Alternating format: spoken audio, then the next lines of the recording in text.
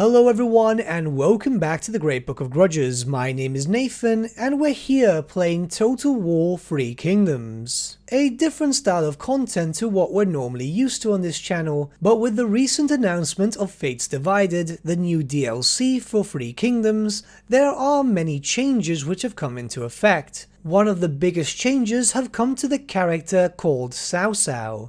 This is a character which was introduced to have a mechanic focused around being quite conniving, able to start proxy wars and just generate a lot of chaos. Now, his mechanics previously were quite interesting, but Fates Divided has completely overhauled that to be much more in-depth and thorough, and the more that I've played with this character, the more I thought that this could benefit Total War Warhammer in a certain way. More specifically, one character, NEFERATA, the Queen of Mysteries. A character who is very much known to use her countless spies as the instruments of her will, making sure that potential contenders are brought into wars that will keep them otherwise occupied, or even see the complete destruction of a kingdom just because she so wills it. But let's not waste any more time and jump right into the specifics of this mechanic so we can see what exactly this mechanic does.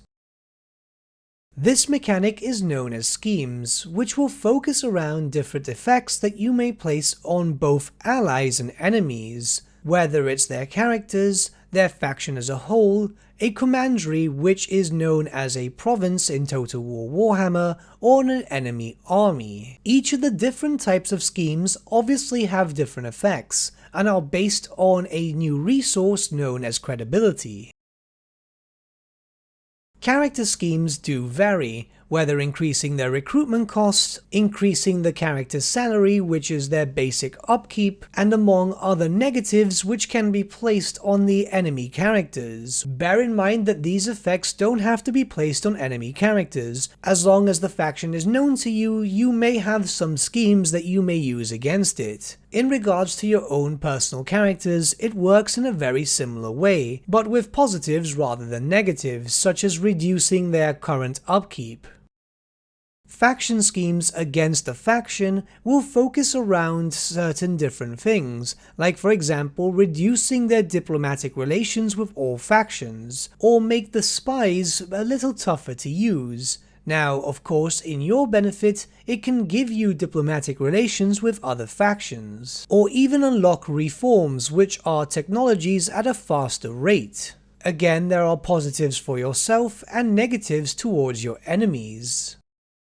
Commandery schemes on your behalf are focused around increasing public order, food reserves, and so on, whereas towards your enemy you'll be able to reduce their public order, slow down their growth, and a lot of other different options where you'll be able to hinder the growth and development of certain commanderies that your enemies may own.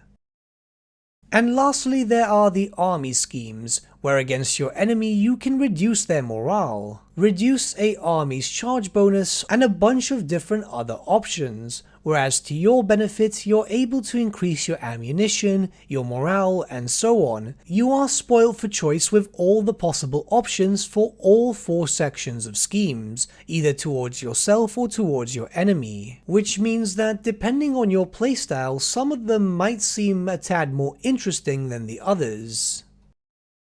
Of course, this mechanic can be used in a very powerful way, but it's not like you can spam it all the time. You have your resource known as credibility and your pawns. Your pawns will act as your agents here, and your credibility will act as the set resource. To enact a scheme, you require a available pawn and of course a certain amount of credibility. This would vary depending on which scheme you're trying to enact. You're not able to constantly spam this, unlike the high elf mechanic introduced in Warhammer, which allows you to rack up as much influence as you want and constantly use the mechanic. Of course, this is a bit more in-depth than that, and does require an element of a cooldown, so it can't be horrendously abused.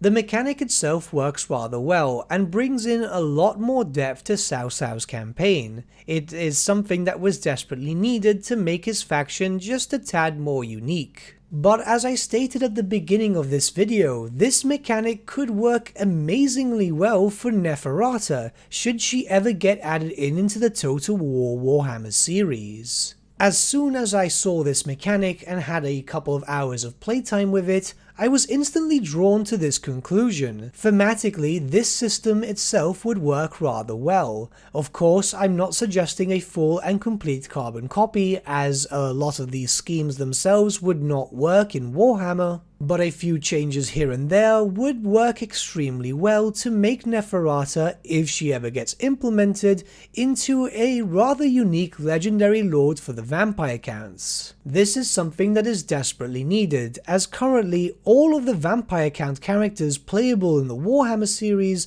all play exactly the same way. With this mechanic, or something very similar at the very least, it would actually represent her extremely well lore-friendly wise. Imagine playing as the Queen of Mysteries and instigating some poxy wars between two factions, watching them weaken themselves, and then you would be able to swoop right in and destroy both at the same time. Or as you are growing and expanding, you are noticing another faction doing so at the same time. Why not hinder their growth and start a few rebellions? Make sure that they can't expand as quickly as you can, so you won't be snowballed whilst you're dealing with other factions. There are a lot of possibilities when looking into a mechanic such as this, and I will show this off more in depth on a live stream this Friday, as of course a video of around 8 minutes or so might not do it as much justice. But what do you guys think about the possibility of this scheme mechanic being introduced to a character such as NEFERATA? She's a very much requested character, so I believe it's only a matter of time until we see her introduced into the Warhammer series, and I'm just really hoping that she won't be brought in like a generic vampire character. Let me know your thoughts in the comments below, and let's start a bit of a discussion.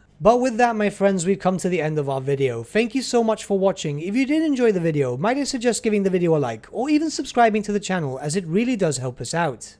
In the description section below are various links to different social media platforms such as Facebook, Instagram, and Discord. Also in the description section is an affiliate link with Element Games where you could buy loads of hobby-based products, not just Warhammer, for 10 to 25% off. Making a purchase using that link and also our special code, which is also in the description, supports the channel at no extra cost to you, which we think is rather cool. A big thank you to our patrons. Your support means the world to us. It's amazing that people want to help a small channel like us grow and get to a higher level of content. A big thank you to Gibraltar LUSC, Ryan Bertsche, Andrew Prince, and Okro for subscribing to us at our Fane level. You guys are super cool. And a big thank you to Edward Yule, VS Vasan, Aaron Whitman, and Shaggy for subscribing to us at our King level. Honestly, we can't thank you all enough. And lastly, a big thank you to all of you for liking, sharing, and commenting on these videos. Honestly, it's because of you guys that the channel has been growing at such a great pace lately, so we can't thank you all enough. But with that, my friends, thank you so much for watching once again, and we shall see you all again very, very soon.